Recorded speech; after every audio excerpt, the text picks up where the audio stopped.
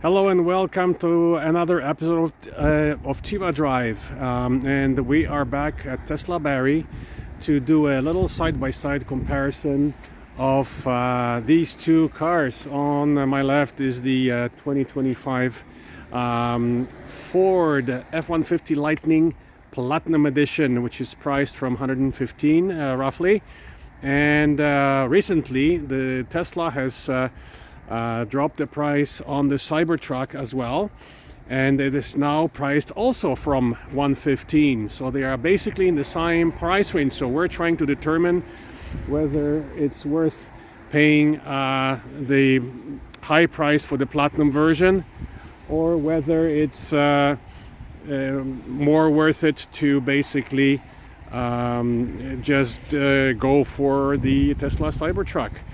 Since they are priced the same. Of course, you can get the less expensive version of the Lightning, for example, the Flash version, which we drove recently, starting at 80,000.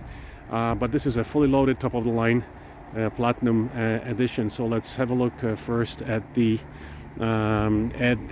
interior.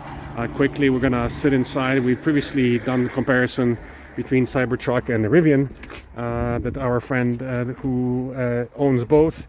So let's get in. First of all, first difference is this electric step that unfolds automatically when you unlock the car, and folds itself when you start the car. The other difference is the opening sunroof versus Tesla's fixed sunroof. So let me just sit inside here. The beautiful leather seats, of course. In the top-of-the-line version, the Platinum version, you can see it here. So I'm in a comfortable position. The seat didn't move.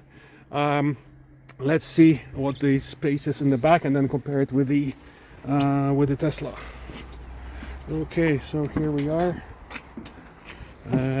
Here is the space in the back. So the nice thing about the Ford is that it folds. You can fold the seat. There's some storage under there too. Tesla has space under the rear seat. The Ford sits higher. The floor is definitely higher due to the battery than the Cybertruck. The Cybertruck, of course, so lots of space here, but your legs are pretty high. The seat is all the way down, my driver's seat, so there's not much space for my feet, but there's lots of space for my legs. Same for the passengers. And there's another little neat trick, of course, with all the pickups. Is that opening window in the back. So you have an opening sunroof, and you have electrically opening window in the back. Here's the interior of the Ford. Let's now jump into, and there's a Bang & Olufsen system, of course, which sounds great. The only thing here, a little disappointing, that at 115 grand, you get a liner, but you don't get the tonneau cover, which is kind of annoying. Cybertruck, of course, has the tonneau cover. So since we're on this side, perhaps we'll open the doors here. Let's see. I think the seat is positioned kind of far. I think for a comfortable position, we can move the seat, the passenger seat forward.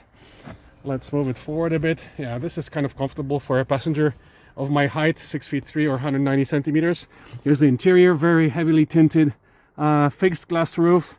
The windows are smaller, especially in the back. The typical Tesla interior here. So comfortable position for me as a passenger in the front. Let's get in the back and see how it compares. So again, all those electrically opening doors versus the Ford's manual. I prefer manual handles, to be honest. So here we go. So basically, I don't know, there might be a way to open the seats. There's lots of storage space underneath, but I can't figure out the way to open up this seat, which in the Ford provides additional storage for other items. Beautiful glass roof. Okay, so you sit much lower, your feet are much lower, So a slightly more comfortable position, and lots of space for your feet. In terms of the leg space, very comparable, minimally less perhaps than the Ford. Of course, you have the beautiful screen here for the rear passengers that you don't get in the Ford. Here's the Tesla interior. Okay, so that's about it. Let's just see the operation. I think we've demonstrated before when we did the comparison with the Rivian. The nice thing about the Tesla is the famous tonneau cover, which you open here. So electrically opening tonneau cover, which is a great bonus, and that's the only way you're gonna get view through the rear window over there. Otherwise, you use the digital camera that you don't need in the Ford. And then to open the gate, it's a spring-loaded. It's not electrically operated. So let's do it here, and then we're gonna open the Frunks as well. So there you go, and you have a little step ladder that you can unfold. There's no space here to do it, but it's electrically opening, and so you close it by pressing the button here again. There you go. It also closes electrically.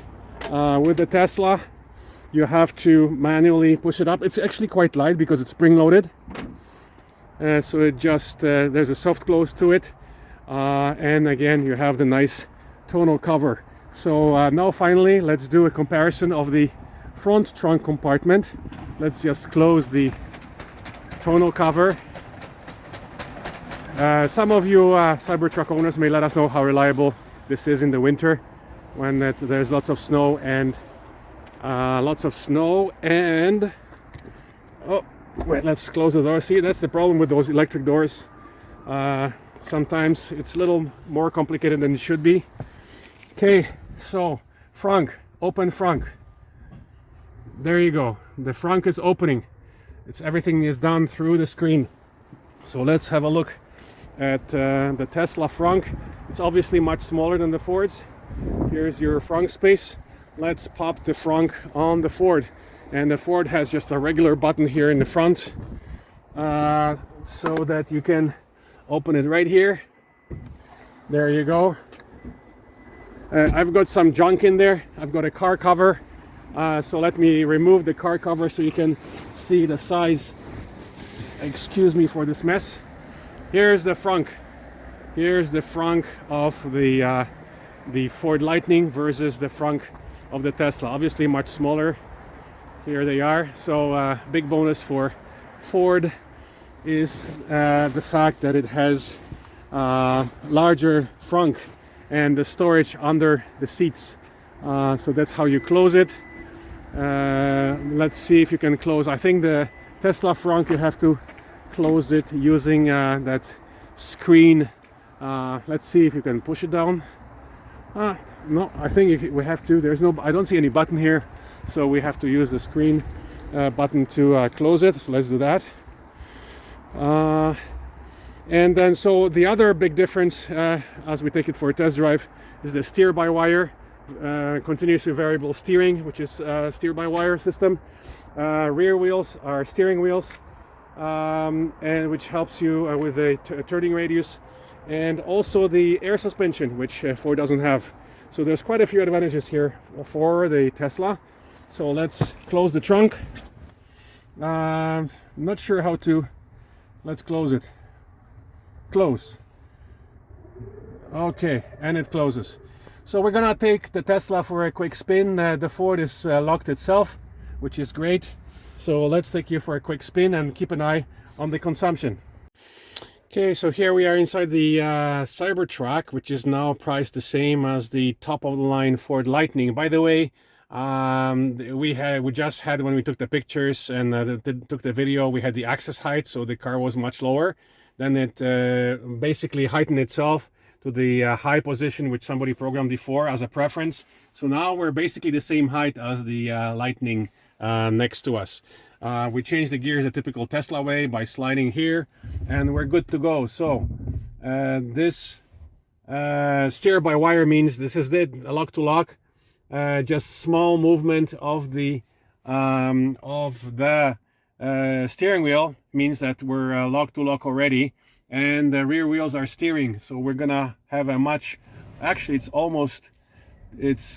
it's too much. Now I'm afraid that I'm too close to the lightning. So let's do this. I think we should be okay. No, okay. I think I just parked the Ford a little too close. So let's just do a 3-point turn. Okay, and here again. All right, yeah. So definitely different, and this very continuously variable steering it takes some getting used to. So last time we drove it, as you know, if you watched our comparison video with the Rivian, we drove it in the city mostly. Now we're in Barrie, so we have a chance to quickly drive it on the 400 and give you our impressions of this drive. So here we are. Yes, the steering, as you can see, very sensitive because it's continuously variable. As your speed increases, the sensitivity decreases of the steering wheel, so it's not as sensitive. So we'll try and head on the 400 for just one little exit to keep an eye on the consumption. And I'm not sure why we set it on the consumption screen, and now the consumption screen is gone. So I'm not sure why. Let's go back to the consumption. There you go. It's right here. Perfect. Okay, it's restarted. So the tiny little mirror only works if your tonneau cover is open, which is closed now. For efficiency purposes, it's probably better when the tonneau cover is logically closed. So your mirror is actually here. That's kind of, yeah, it's nice. It's interesting. I don't like those digital mirrors because my eyes don't focus correctly on them. And I don't need usually glasses to drive, but in case of digital mirrors, I have to wear like optical glasses. So there we go.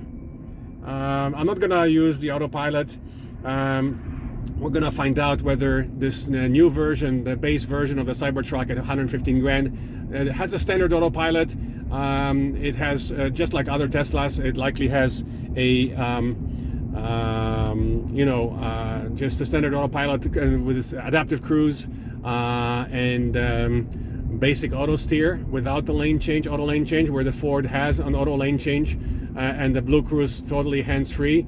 The Tesla, if you get the FSD, then it's basically hands-free, but otherwise, of course, there's some snow removal action going on, so we have to wait for it. Yeah, that's first couple of warm days after a snowstorm, so there's a lot of snow removal procedures going on all over the city. We're just near the 400, but it's gonna take probably a little while. So let's stop here and then we'll resume on the highway. So we can continue now. The graph is not as easily readable as the consumption screen on the Ford, which gives you kilowatt hours per 100 kilometers. I think Tesla also has a different readout of kilometers per kilowatt hour, so you kind of have to calculate it. So we'll figure it out afterwards. We'll take a picture and then we'll calculate the actual consumption to see how different. So basically the difference is that Tesla is claiming a much longer range, 523 kilometers versus Ford's 386. But this morning on our Ford, after the long distance drive on the highway, we got a range of estimation of 476. So because we're driving economically, even though we had some long oversized load in the back, we managed to beat the rated consumption, and I guess we were rewarded with a above rated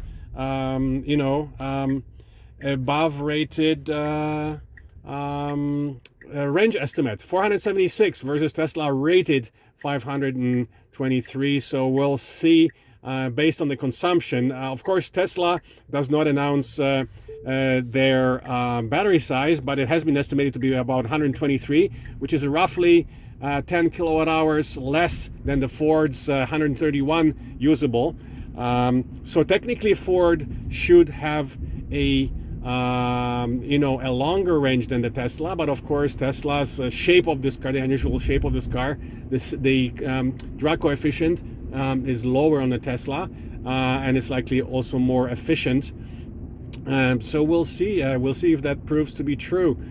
So we just want to do one highway exit, and it's a mess because it's construction here on Innisfil Road where Tesla battery is located. A lot of cars lining up again for the turn towards 400 South. So we may just stop here, and then again we'll resume on the highway. So yes, it'll be interesting to see how realistic that 523 kilometers are, especially in the winter.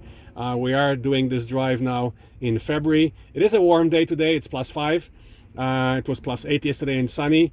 And so this is not a real winter day, but it should give us an idea of comparison, because we just drove the Ford Lightning, some highway and mostly side roads, and we had a consumption of 29, let's say 30.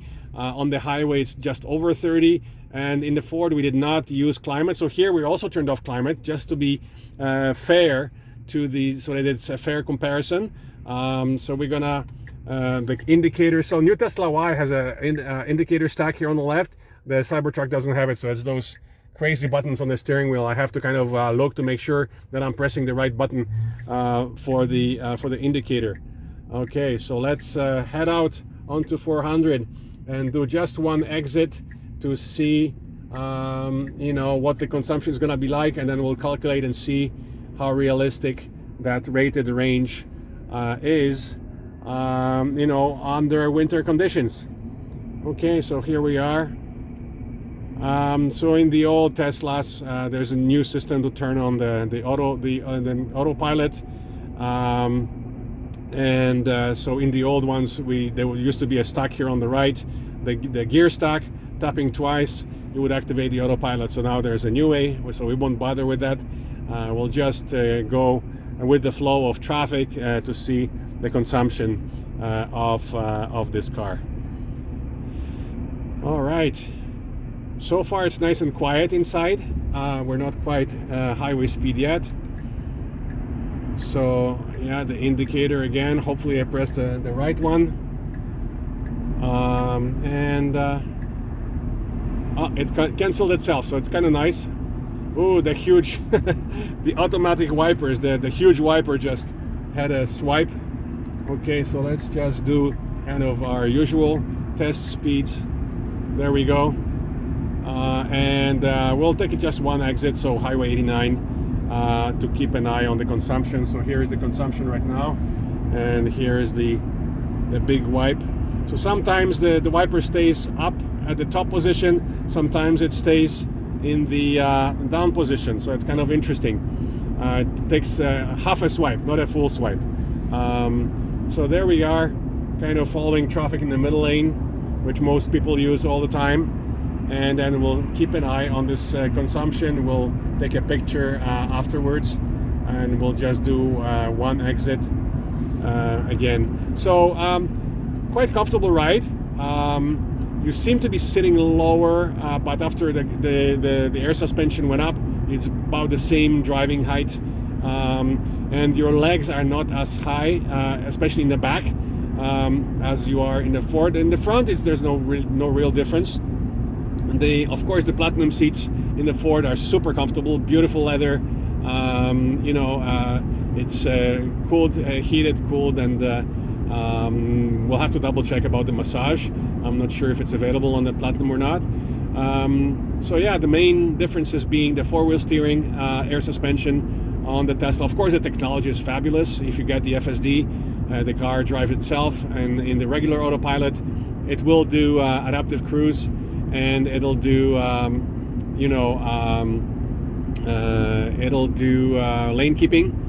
So kind of auto steer, but then you have to keep touching the wheel. The small wheel here is kind of, you can get used to it. Yeah, so it's not a big problem. Same thing with the steering, with the adaptive steering, steer by wire. continues to be variable, you know, it's fine. There's no big issue here to actually use this weird shaped steering wheel. So let's get into the right lane because we're going to be exiting over there. Okay, there we go. Okay, so it auto cancels, which is kind of neat. You don't have to think about it whether you're soft pressed or hard pressed. The indicator cancels itself. So yeah, in Tesla technology, it'll you know, we'll have to wait and see after the local users have had them for a few years about the quality of workmanship on the Tesla. Some of the panels are just basically stuck with like a Velcro. So some people reported, some owners reported those panels flying off or getting loose. So we'll see. Also, right now we're nice weather, it's dry. How good is that huge wiper when it's like snowing heavily? Again, some people reported this not being the ideal solution, but anyways, I guess you can comment, those of you who actually own the Cybertruck and have driven it in heavy snowstorms, let us know what you think about it. So yes, all in all, both are great cars, now priced the same, so you have some choices. The only big bonus for Ford is that you can get same performance and same range for way less if you buy the Flash version, which starts at just around 80 grand, where the Platinum and this Cybertruck are both around 115 grand. So that's about it for now. We'll report back on our Facebook page regarding the consumption on this short highway stint on the Cybertruck, and yeah, we'll get back to a full review of the Lightning now. So stay tuned and keep watching. So we started quickly the Autopilot, which you do by pressing here, and then you regulate the speed up and down. It defaults to speed limit, which is great. So we're gonna take it up to the semi speed. Here we're behind this. We're behind the semi, and so now basically see, it's just a regular adaptive cruise control. It's not in auto steer. Actually, we changed the setting from FSD to the Autopilot, I guess standard Autopilot. There's a button on the center screen that will let you change it from FSD to that. So we disallowed the FSD because we wanted to see the regular cruise control. But when you have a regular adaptive cruise control, it does not auto steer. So you have to be in FSD, I guess, for this to auto steer. But very simple method to turn it on. You turn the Autopilot or FSD on, pressing this button and then adjusting the speed whichever way you want. And as you can see, the full display here shows all the cars in other lanes. We're going slow, and then we're gonna keep an eye on the climate. Of course came on, I don't know why. We turned off the climate, and then for some reason the climate turned itself back on. So that's gonna skew the the consumption because we drove the Ford without the climate. But I won't be playing around with this anymore. So we just wanted to show you the Cybertruck. We're basically slipstreaming. I guess this is the shortest distance from the car in front of us. The traffic is slowing down for an accident in Barrie today, so we wanted to be safe, and we're exiting here to Tesla Barrie on Innisfil Beach Road. Anyways, so that's about it. Sorry, the music shouldn't be there, so probably this video might be disallowed. We didn't notice that it was. We didn't notice that the climate turned itself on, and we didn't notice that the music turned itself on. So this may not work, but otherwise we'll just have this quick section here without the music, and that's about it for Tesla Cybertruck. Also, we were driving through heavy rain, and the big wiper managed okay, but just okay. All right, that's it. That's about it. Okay, so being stuck on the Don Valley parking here in Toronto in the rush hour is no problem in this Ford F150 Lightning Platinum. Have the sunroof open, beautiful panoramic sunroof. We are on hands-free, as you can see. I have the seat massage on with the seat heating and the steering heat, and basically the car drives itself on the Don Valley parking, which is very convenient because, as you know, this is a very annoying part of the daily commute here in Toronto. So that's about it. Check out our full review and comparison with the Tesla Cybertruck, priced exactly the same with the same acceleration. And go to our YouTube channel, www.youtube.com/TEV Association. See you there. Hello and welcome to another episode of Tiva Drive. And we are back with 2025 this time, Ford F-150 Lightning. And this time around we're testing the top version. We previously tested the Lariat and the Flash. This is top of the line Platinum, which starts at 101,000. It has 580 horsepower, 4 seconds flat, 0 to 100 kilometers per hour, with a rated range of 386 kilometers. And once we take you for a spin with our impressions, we'll tell you about the results of our testing. We're at the first week of March 2025, and we were lucky that this past week we had the spring-like temperatures of almost +10, and then this morning we went down to -20. So we had a chance to actually test this electric pickup truck in both springtime and wintertime conditions, so we'll tell you all about it. We also are going to put them side by side with the Cybertruck, because this car, as equipped, is almost 115 grand plus taxes, which is almost exactly the price of a Cybertruck, and it is also a few grand more than the base Rivian. So we're gonna put them side by side for you to compare and give you our impressions of the comparison side by side. Now, this is the first time ever that we are at a Tesla supercharger with a non-Tesla car. So you can see the entire 32 stalls are full. This is Mississauga near Dixie and QEW. Every single stall is full, and this Ford can only use this particular stall because there's no superchargers here, and I can park it all the way to the front, very close to the Tesla supercharger, without having to occupy 2 spots.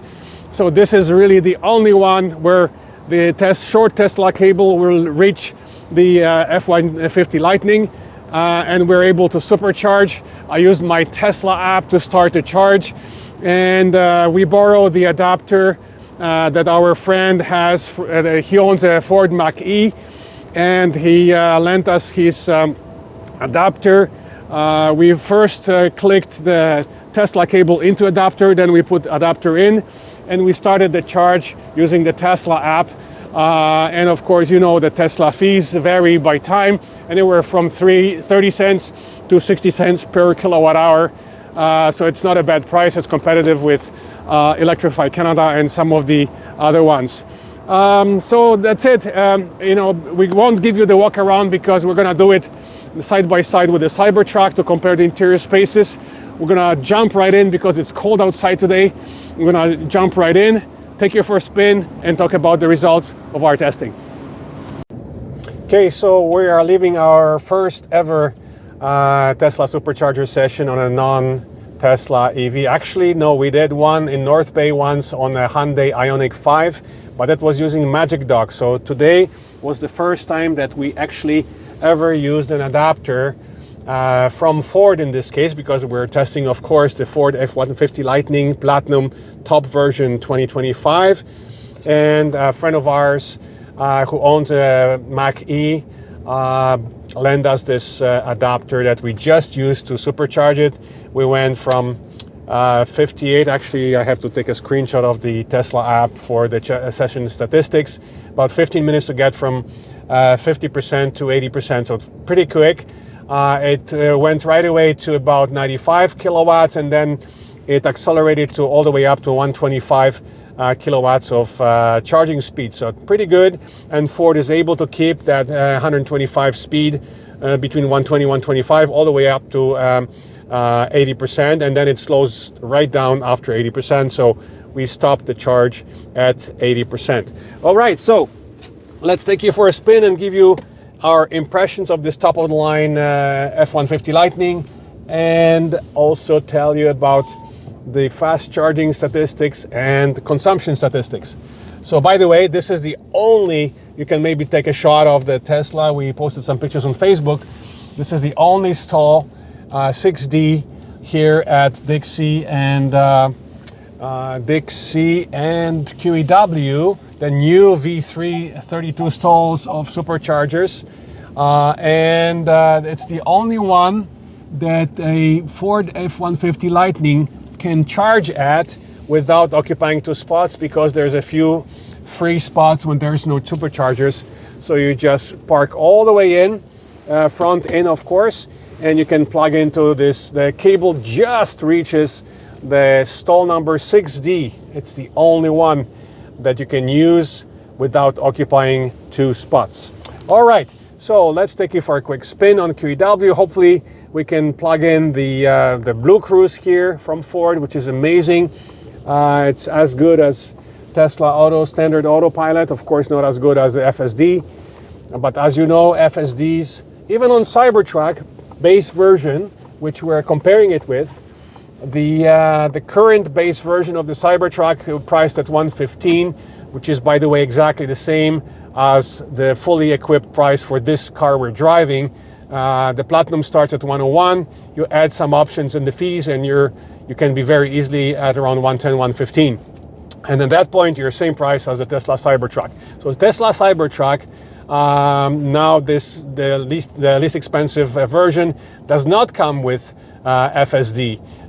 So basically, you have to spend another 11 grand to add the FSD, at which point it becomes more like 126 grand.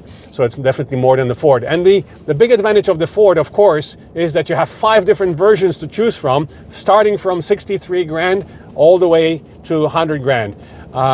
So you have the Pro starting at around 63, the XLT at 65, not much more, and you get all-wheel drive instead of the rear-wheel drive on the on the Pro. The Pro and XLT, they get the standard battery, which is 100 kilowatts.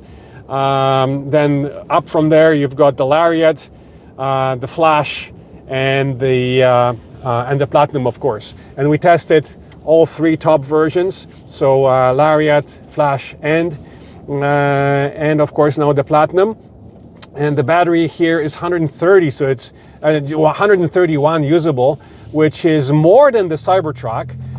Because Cybertruck, they don't announce the battery size, but it's been estimated to be around 121. So it's actually 10 kilowatt hours less than the Ford. Now, the Tesla is announcing a theoretical range, rated range of over 500 kilometers, where the F-150 Lightning, the rated range is only 386. However, in warm weather, after our first highway trip, we got the gasometer estimate of 479 kilometers.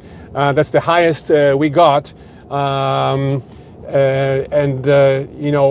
it's actually quite close in that respect to the Tesla Cybertruck. Sorry, I got lost because here at Dixie and QEW, they completely changed this intersection. I was supposed to take you on the QEW to demonstrate the Blue Cruise, but we've done it in 2 previous versions of the F-150 Lightning, so it works very well. You activate it here through buttons on the wheel.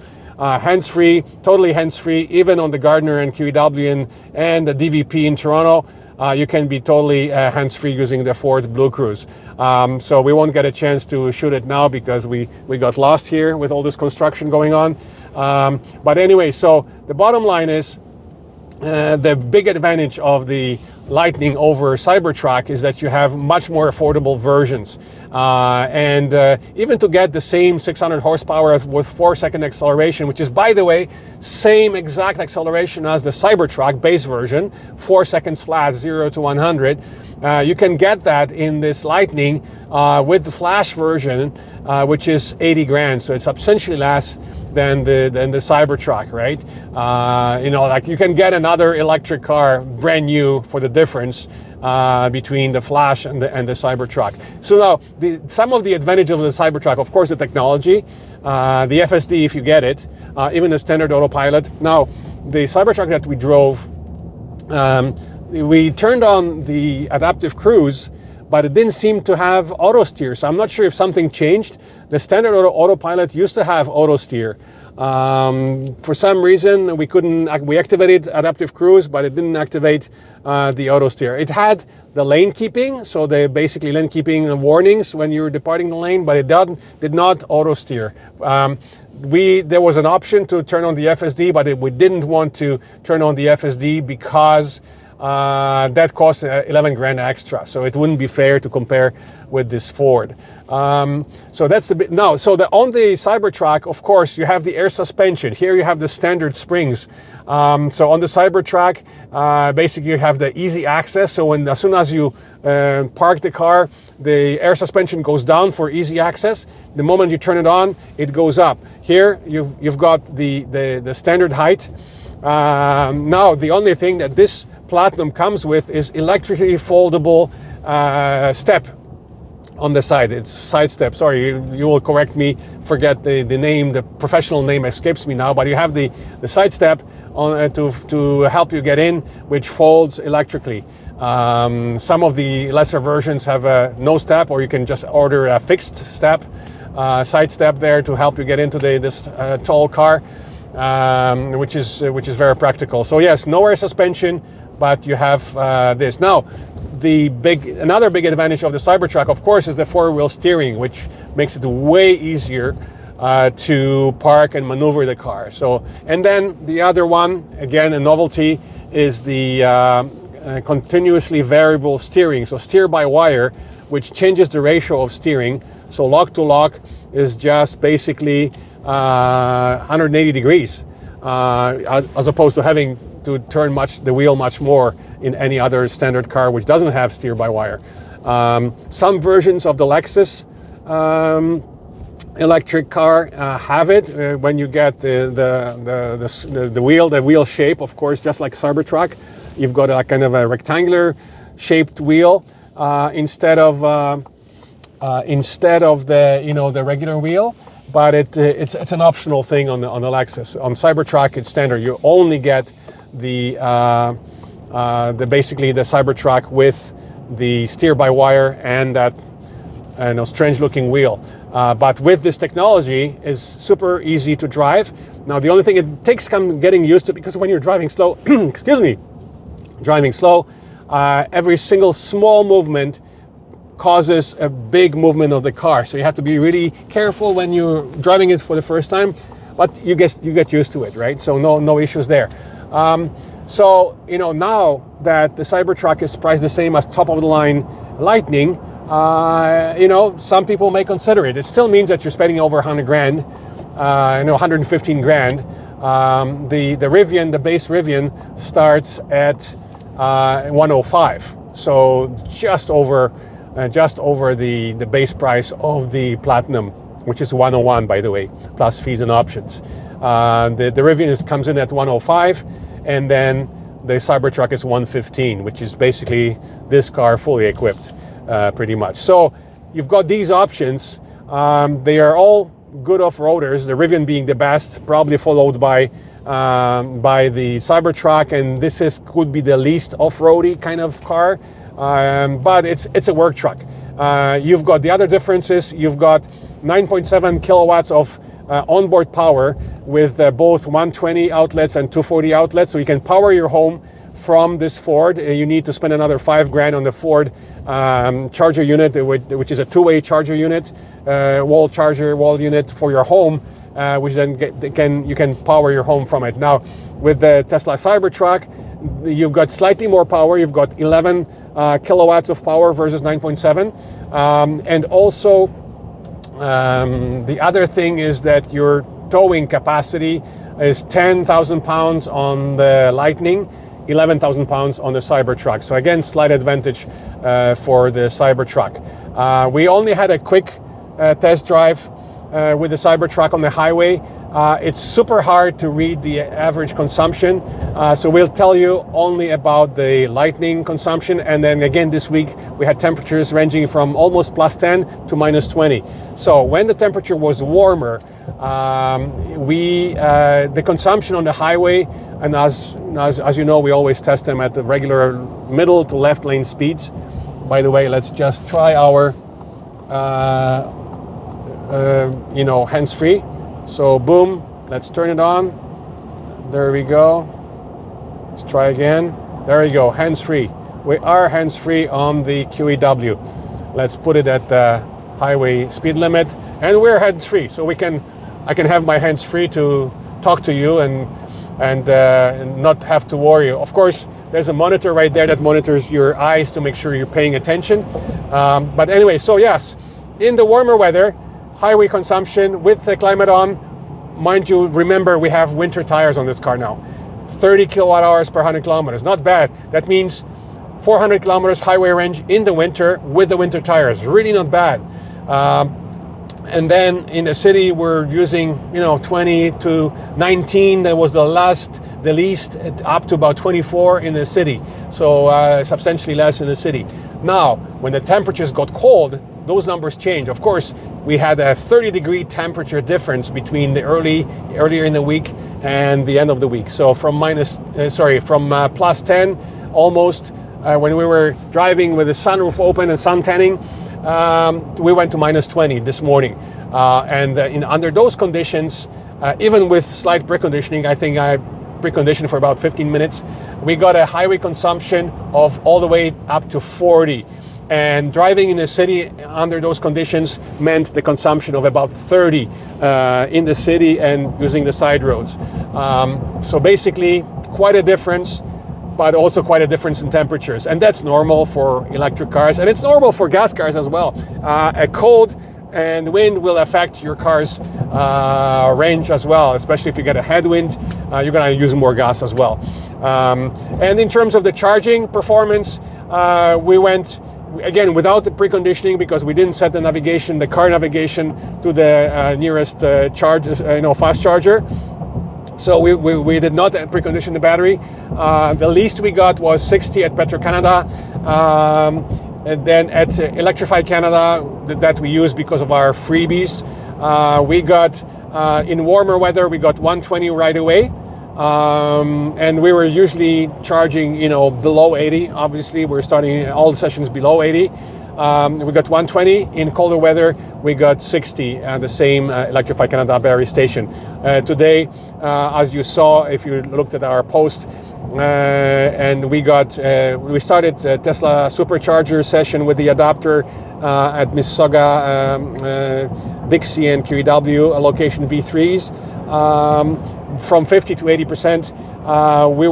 We started at 95 and we went all the way up to 125, even with the adapter. I thought that maybe adapter was limited to 100 kilowatts, but no, this Ford provided adapter got us up to 125, which is really not bad. The maximum of this car is of course 150, so we got pretty close to that, and it was still about -5.